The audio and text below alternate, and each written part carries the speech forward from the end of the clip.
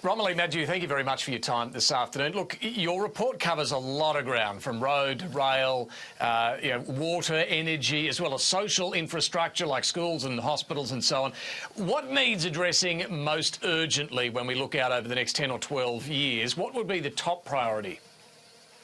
When considering the overarching comprehensiveness of the report, the overarching really would be is this infrastructure spend at the moment is the new norm. So it's increasingly important that we continue to focus that in infrastructure investment spend, but then supporting that really is the reform that goes along with that. So overarching the whole story around the Australian infrastructure audit is infrastructure investment must continue, as should reform. But is there one area you would say it needs attention most urgently right now? Is it road? Is it public transport? What's really interesting about the infrastructure audit is that it actually covers all the sectors of infrastructure, and it really focuses on both quality of life and economic productivity. So I couldn't just draw out one specific area, because it's basically drawing out the importance of taking a holistic approach with all our infrastructure, and we really look at the sector approach and the geographic approach. And the aim is investment in infrastructure must continue to ensure the quality of life of our citizens. And the other thing that really comes down is a user-based focus, community-centred, focused on cost, access and quality across all our sectors of infrastructure.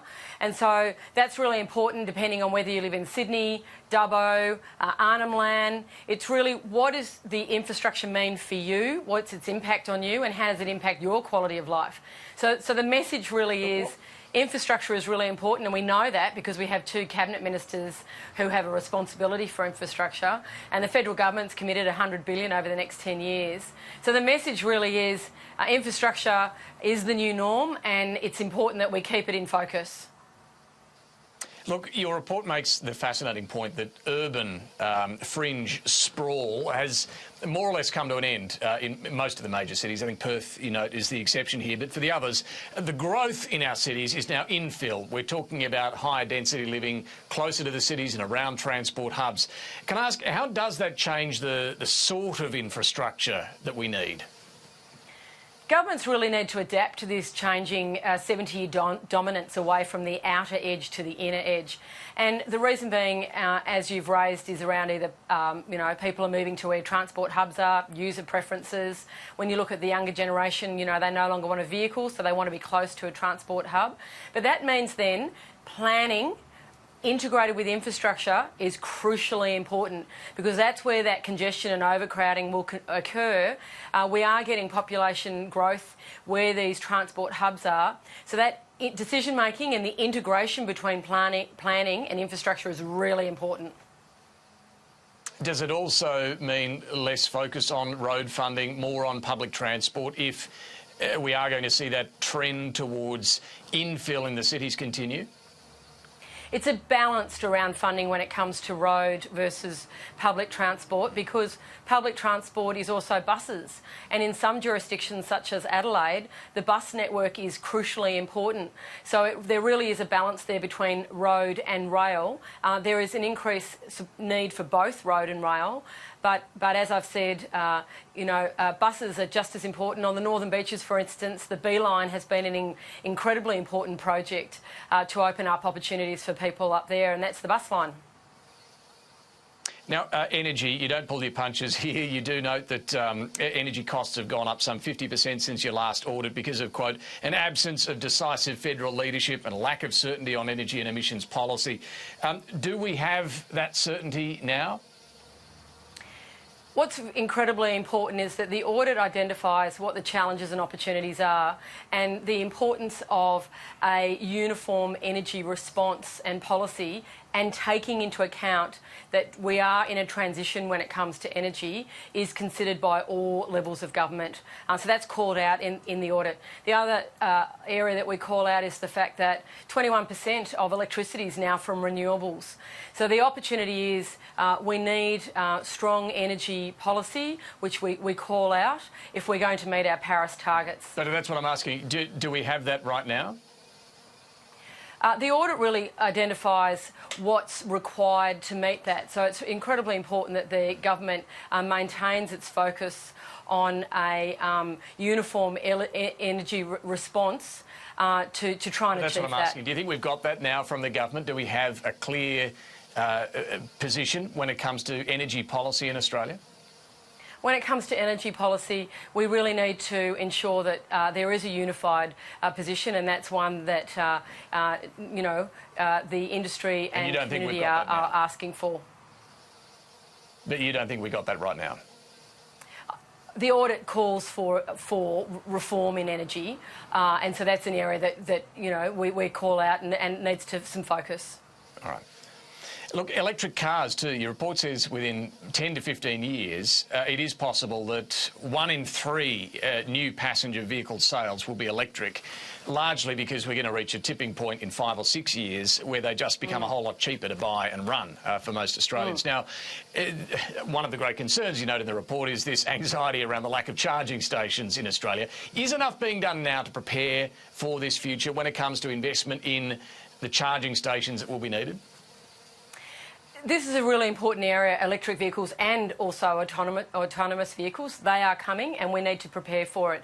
So the audit and Infrastructure Australia call out the importance of electric vehicle charging stations around Australia, because people who have electric vehicles do get concerned about the distance between charging stations. And if we also look around Australia, the majority of those charging stations are in our major capital cities and regional centres.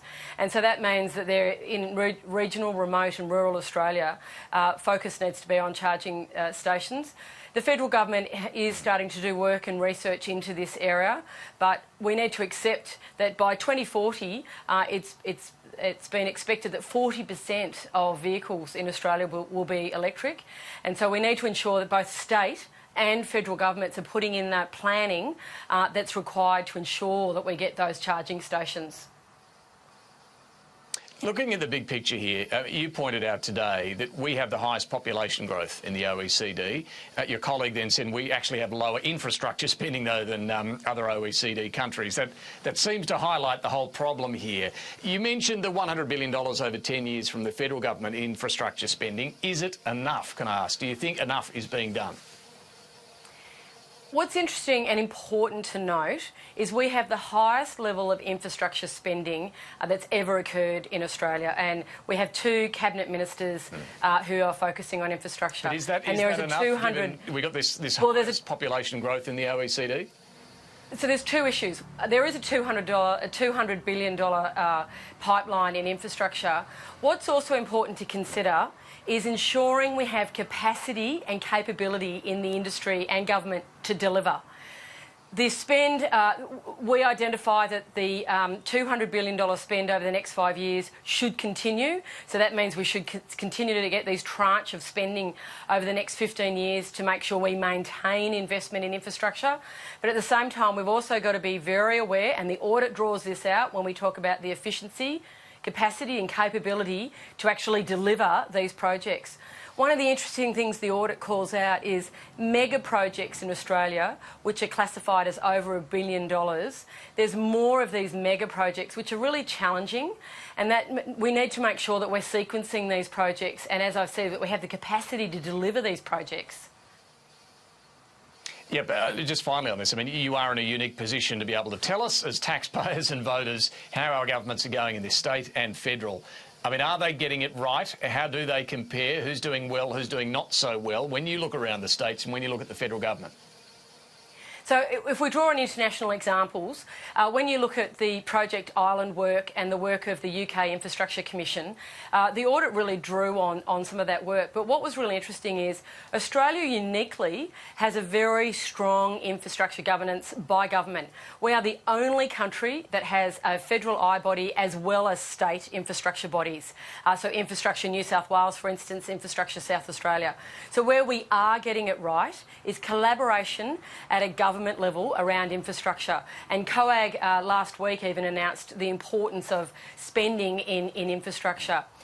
What's really important, though, is that we don't take... Right now? Yeah, so where we don't take the eye off the ball and we maintain infrastructure investment and we maintain reform. So where we don't get it right is where we're not robust and accountable and transparent in our decision making, where projects aren't selected in the wrong locations. What Australians are demanding is that infrastructure is the right infrastructure at the right place at the right time, and that it's really meeting a challenge or an opportunity within that jurisdiction.